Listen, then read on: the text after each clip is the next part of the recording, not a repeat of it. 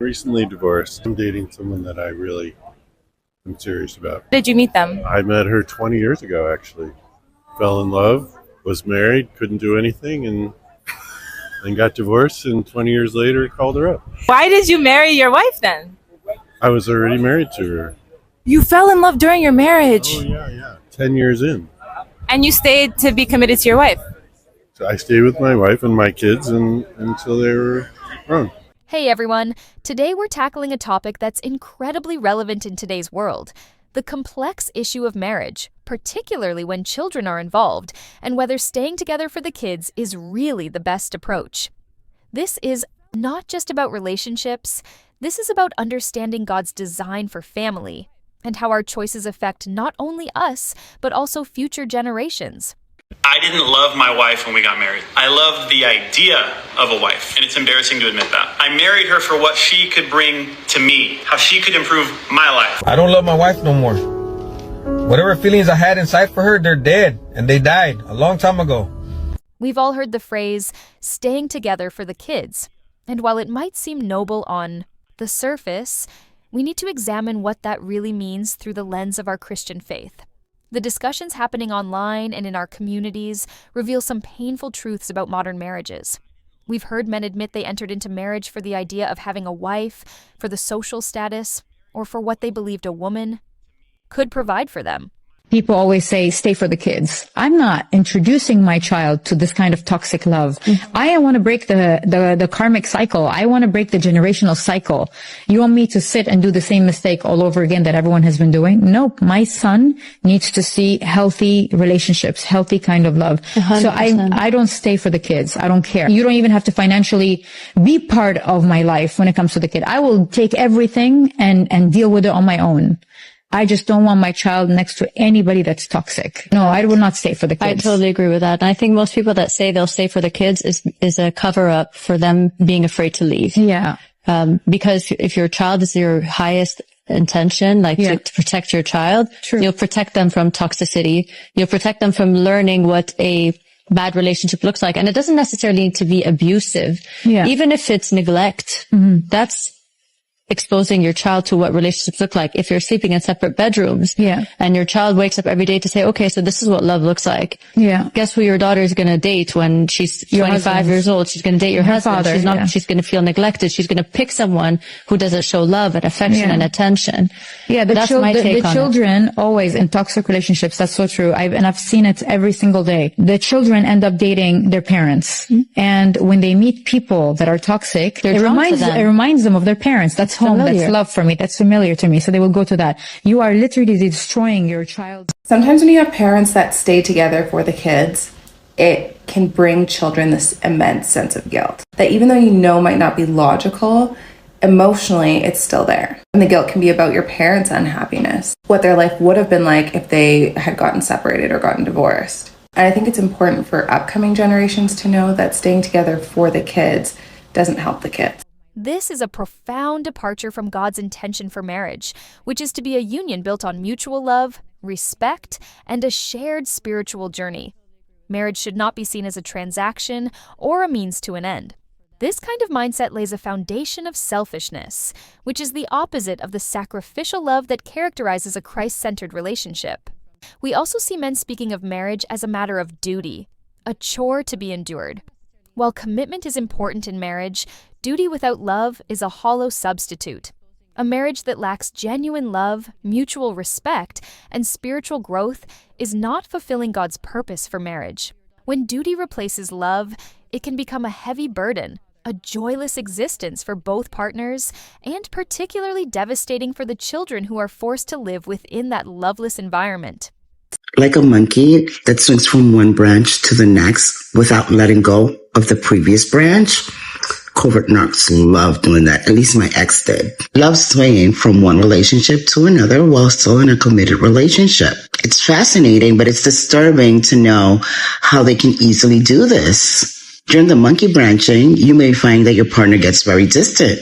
Constantly on the phone, talking or texting wee hours of the night, you'll wake up and surprisingly they're on their phone texting someone, but they'll say that they couldn't sleep, so they were on YouTube. More than likely, they're liking every other picture, if not every picture of someone on social. They also decline intimacy during this time. They'll constantly mention someone in a natural way, something that will be unsuspecting. There was a time where I used to call him out on it, but closer to the last 3 years of our relationship, I saw it and ignored it. I laughed about it. Somehow it was like secretly I wanted him to move on. I was like, swing from the branch already. It also helped to be a little numb when he finally swung off the branch. But as you know, we can't stay numb forever. In the healing journey, it hurts, it's hard, it's long.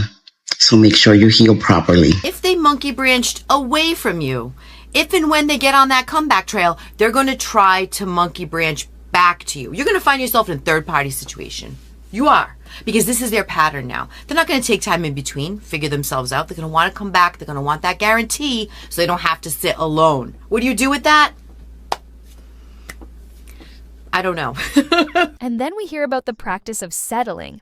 It is disheartening to think that some men settle for a woman who is available and then start pursuing other relationships while they are still in that marriage. This monkey branching, as it is sometimes called, is a betrayal of trust and a complete disregard of their marriage vows. It reveals a selfish desire to fulfill one's needs without any regard for the spouse and children. Often, this kind of behavior comes from an inability to cope with personal emotions or to face solitude. Women get into committed relationships. Men don't. You will see him living his best life. The only thing is you know nothing about it. You have no idea that he's texting other women, that he's seeing other women. That is the biggest trick a guy can play on you. Oh yeah, Liz, it is a committed relationship. Men usually have secret lives that no one knows nothing about. You know those business trips, going out with the guys, playing golf, working late. They settle for naive women. Women who believe in love and illusions and fantasy. A good woman who is going to cook for them. A good woman who is going to clean and keep the house. A woman that is going nowhere because she's so faithful to her man. They settle for that. But they go into the world looking for the other one. They settle for a woman that is going to be there for them. When the hot one, when the woman that they really want rejects them, guess who's going to be there for them? You should also be living your life. Yeah, we all want partnership. But don't stop living your life and holding your breath for your man. And the more you're trying to control your partner, thinking that you can have any control at all, they make you believe that you may have any control, but you have zero control. You can be checking his phone. You can be like checking his location. Like you will become so obsessed about what he's doing and you stop living your life. Why don't you take him off the pedestal and put yourself there as a priority? Put yourself there on the pedestal and start worshiping a goddess instead of a male god. Go into the world. Maybe date someone. No one has to know. Like, they do it all the time. And you know, that makes it so unfair that you are home thinking that he's being faithful when he is just living his best life. And you can also do the same, right? You can go for the hot one, for the hot guy with a six-pack, with a really cute car, and and when he breaks your heart, you can run to your partner, you know, the good for nothing. You can go and be like, oh, you know, like, yeah, he doesn't have to know what happened, but, you know, that's living your life, traveling, doing something else besides obsessing. What a menace. Men, instead of working on themselves, quickly jump into new relationships, looking for someone to fulfill the roles previously filled by their wives. Now, let's look at the core issue, staying together for the kids. It's easy to fall into the trap of thinking that maintaining a family unit at all costs is best. But the reality is far more nuanced. Children are incredibly perceptive. They notice everything.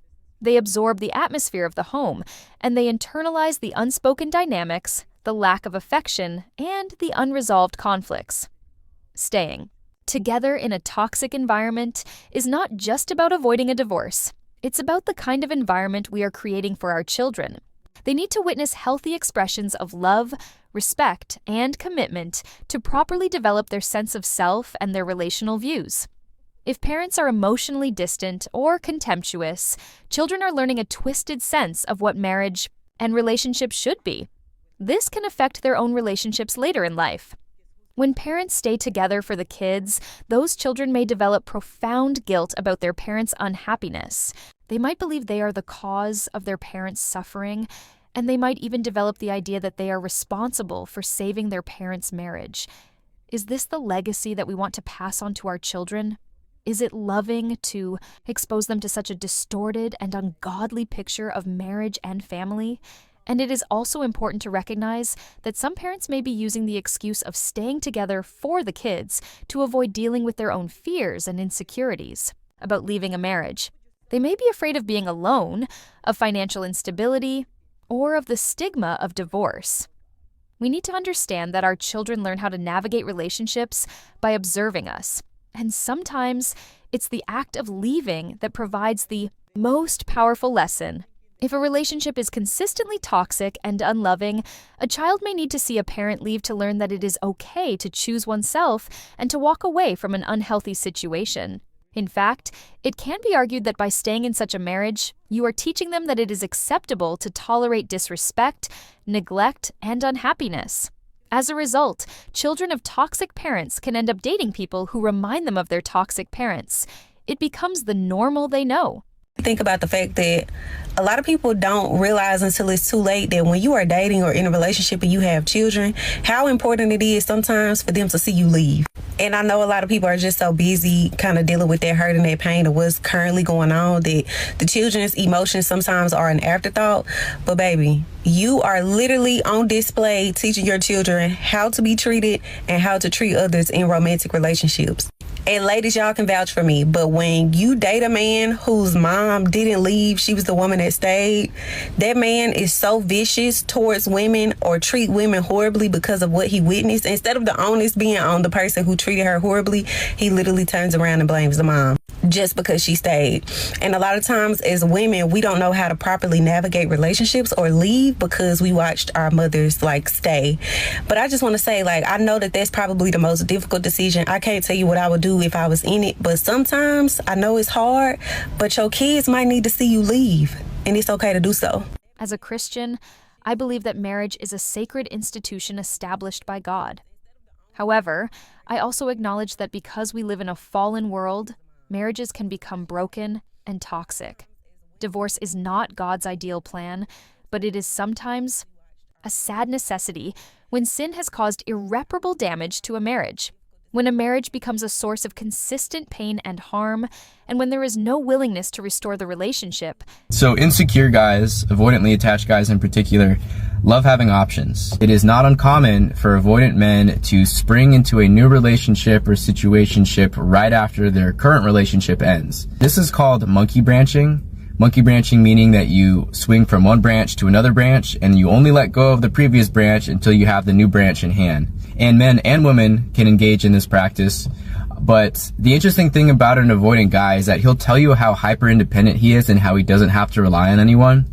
Yet, if your ex monkey branched to a new relationship right after your relationship with him ended, his behavior is completely contradicting what he told you, because in reality he despises being alone with his thoughts so much that he's compulsively using someone else to distract himself from his own painful thoughts and feelings, which again is a hallmark of being an avoidant person. It's totally normal for a certain amount of time to rehash certain situations that came up in your past relationship and to imagine what different outcomes might have looked like. But when you spend your time post-breakup hanging out with friends and loved ones and investing in yourself and becoming a better person, you essentially guarantee that on a long enough timeline, you're going to end up with a healthy, compatible partner in the long term.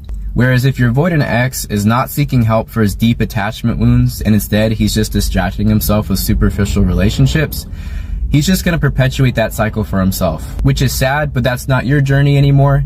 And all you can do is just wish him the best and concentrate on yourself. Statistics on remarriage after divorce show that nearly 64% of men tend to remarry anywhere from 1 to 3 years after the divorce. This is a lot faster than most women.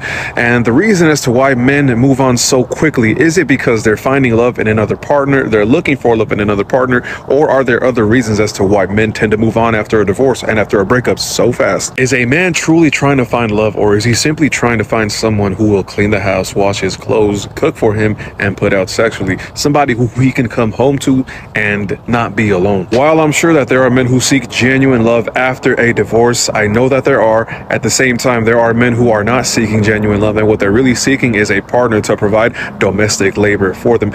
They're used to this system of coming home and the house being clean, there being food on the table, their laundry being neat, folded, and dried up, and they're used to having that person when they get home. And when they don't have this system going on in their life, now they don't know what to do because the system ain't there. Now, this is not the case for every single man, but this is the case for a lot of men, because a lot of men do not feel valuable or worthy if they don't have a woman by their side. They feel like they need a woman by their side to confirm their masculinity and their identity as a man. Let's be honest, man gets spoiled by having the convenience of a wife in their life. Then all of a sudden, when they go through divorce, that wife is no longer there. So they rush it down to another situation to lock somebody down in their life to where it can be a lot more comfortable for them. Look, I have a few uncles who, when my aunts divorced them and left them, they could not stand their own solitude. They could not stand it to be on their own. They had to have someone by their side. And that's because in a lot of cases, some men simply do not know how to deal with their emotions.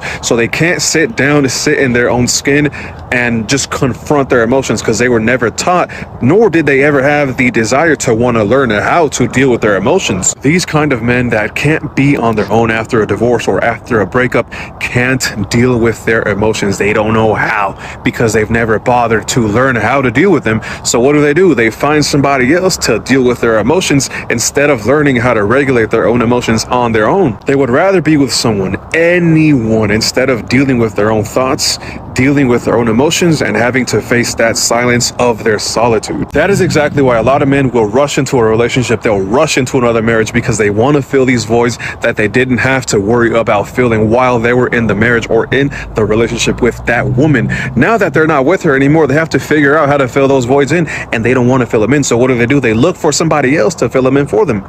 Next time you're thinking of staying together for the kids, think again. Many people believe that staying together in a toxic relationship will benefit the children. But in the long run, children will perceive these relationships and it will affect them in their own relationships and then later in life. This is going to affect the way they view marriage in the future. It's better for them to see their parents in healthy relationships or not in toxic relationships at all. Staying together for the children will not benefit the children. Separation might be the most loving decision. God does not call us to endure abuse. He calls us to honor ourselves, our children, and Him by seeking healthy and loving relationships. He would never want us to suffer in silence in a broken marriage. To the women who are watching, let me say this: your worth is not defined by your marriage.